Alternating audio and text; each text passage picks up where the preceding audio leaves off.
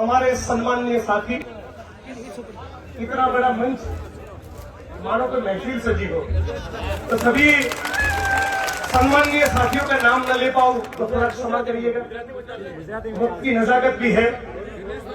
गुजराती में फायरिंग करूं कि हिंदी में? थोड़ा गुजराती, थोड़ा हिंदी, थोड़ा प्यार, थोड़ी मोहब्बत। गुलाब सिंह भाई राजपूत हमारे कांग्रेस पार्टी के साथी, ठाकर सिंह भाई रबारी, ज्ञानी बेन, मैं तो केवल आज ही आया हूं, लेकिन वो लंबे अरसों से मेहनत कर रहे हैं यहाँ पर। ये मजमा, ये जो जनसभा हुई, इसमें उनका भी योगदान है।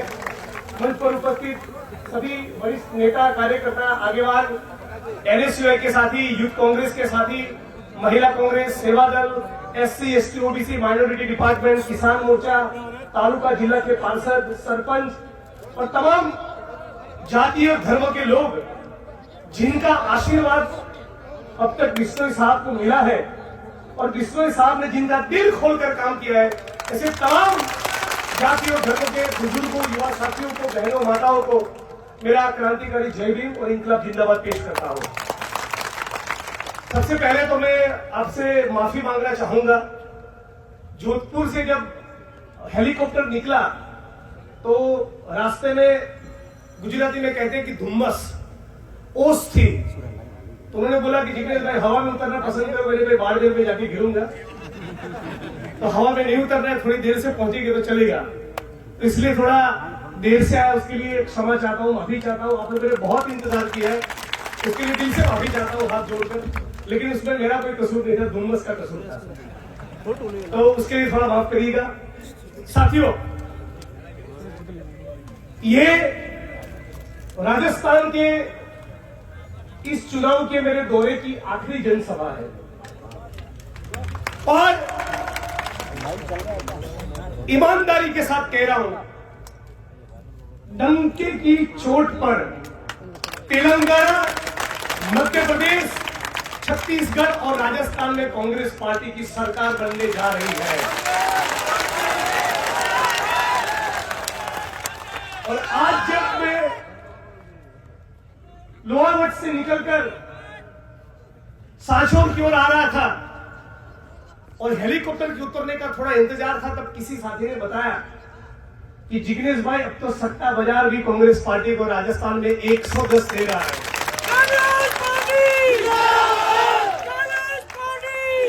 और इसका कारण यह है, राजस्थान का तो ये रिवाज है, एक बार कांग्रेस, एक बार भाजपा, एक बार कांग्रेस, एक बार भाजपा। इस बार राज नहीं, रिवाज बदलने जा रहा है, रिवाज। और इसका कारण यह है कि डॉक्टर भीमराव बाबा साहब अंबेडकर का जो संविधान है और उस संविधान के अंदर एक कल्याणकारी राज्य के निर्माण की बात की गई।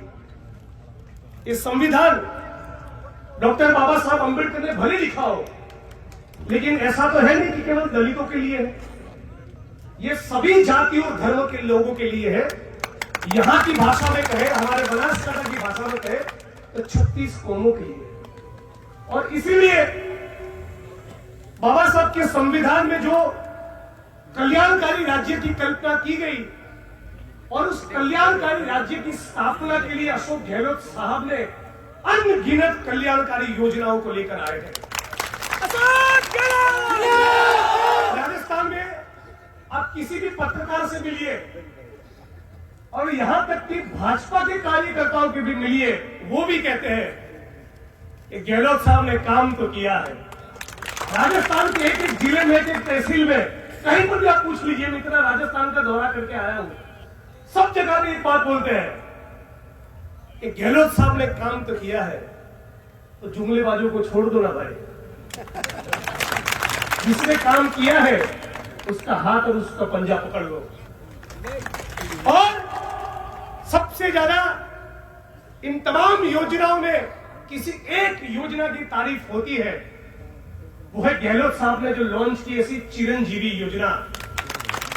आप काले हो, गोरे हो, ऊंचे हो, नीचे हो, दलित हो, सवर्ण हो, हिंदू हो, मुस्लिम हो, पैसे वाले हो, गरीब हो, किसी भी अस्पताल में राजस्थान में जाइए, 25 लाख तक का आपका मेडिकल बीमा फ्री होगा।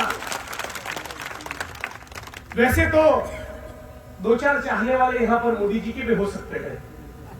आज मैं मोदी साहब को कोई अंजलि देना नहीं चाहता, किसको से आप टेंशन मत करिएगा, आपकी बीपी का ख्याल मैं रखूंगा। लेकिन प्रधानमंत्री मोदी साहब ने अभी कांग्रेस पार्टी के वरिष्ठ नेता राहुल गांधी जी के लिए बहुत गलत और खराब शब्दों का प्रयोग किया। मैं उनके ऊपर तो कोई टिप्पणी नहीं करूंगा, लेकिन इतने सालों के दौरान जो भी भाजपा के लोग राहुल जी और कांग्रेस पार्टी के सिपाहियों को, आप तमाम लोगों को गाली देते रहे, उन तमाम भाजपा के लोगों को यह कहना चाहता हूं कि दिमाग में कचरा भर गया है, कोई बात नहीं, चिरंजीवी योजना में आपका भी इलाज हो जाएगा। और कल तो गहलोत साहब ने यह घोषणा कर दी, अब की बार सरकार बनी तो 25 लाख नहीं, डंके की चोट पर 50 लाख रुपया चिरंजीवी योजना में मिलेगा।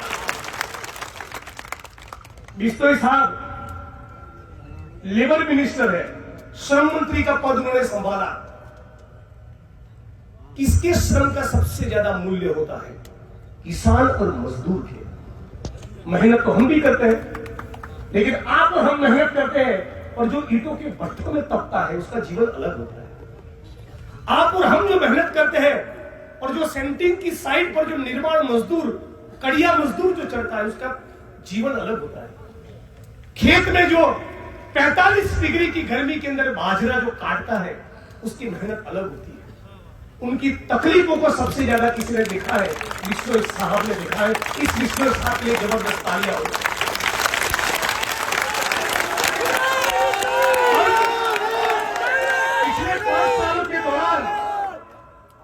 पिछले 5 सालों के दौरान गहलोत साहब ने किसी मुख्यमंत्री की तरह काम नहीं किया, उन्होंने परिवार के मुखिया की तरह काम किया। जब अपने परिवार में अपनी हालत थोड़ी कमजोर होती है, पतली होती है, तो हमको कौन संभालता है? ताऊ जी संभालते हैं, पिताजी के बड़े भाई संभालते हैं, और वो देखते हैं। उसी प्रकार से गहलोत साहब ने देखा कि बेटा पढ़ नहीं पा रहा है, चलिए उसकी स्कॉलरशिप का इंतजाम करो। बेटी पढ़ नहीं पा रही, अरे उसको अंग्रेजी माध्यम में बढ़ाओ दो। बेटी को स्कूल तक जाने के लिए व्यवस्था नहीं है, उसको स्कूटी दे दो। बगल के घर में बेरोजगार साथी खड़ा है, उसको मनरेगा योजना में सेट कर दो। लेकिन जोधपुर में दूसरा बार बेरोजगार बैठा है, उदयपुर में बेरोजगार बैठा है, तो मनरेगा को ग्रामीण इलाकों से शहरी इलाकों में लेकर आओ। इंदिरा रसोई का इंतजाम करो, चिरंजीवी योजना का लाभ दो। भाजपा की सरकार महंगाई लेकर आई, कोई बात नहीं, अशोक गहलोत साहब महंगाई राहत कैंप लेकर आपके बीच में आए।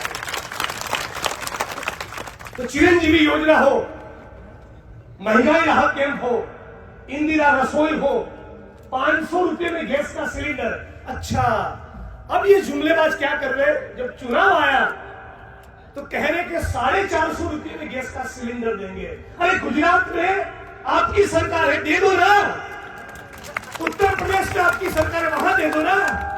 वहां 1200 रुपए का, और यहां जुमला फेंक रहे 450 रुपए का। केंद्र में भी भाजपा की सरकार है, तो कल से अनाउंसमेंट कर दे। मोदी साहब को मेरी विनती है, भारत माता का नाम लेकर अनाउंसमेंट कर दो।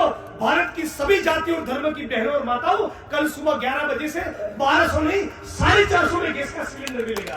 कहिए ना। तो इनके झांसे में मत आना, मैं तो इनकी रग रग से वाकिफ हूं।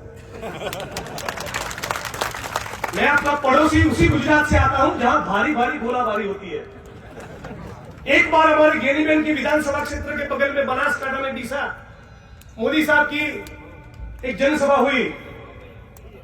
किसानों, हैंडपंप चलाओ, खनिज तेल निकलेगा। जनता का तेल निकल गया। बेरोजगारी सब चल पर बैठी है, महंगाई उसकी चरम सीमा पर है। बेरोजगारी का आलम यह है कि 22 करोड़ लोगों ने, भाई पीछे आवाज आ रही है मेरी? हाथ खड़ा करिए तो पता चले। ये बात हुई, 22 करोड़ लोगों ने रोजगार मांगे और भाजपा की सरकार ने कितने लोगों को रोजगार दिए? केवल 7 लाख।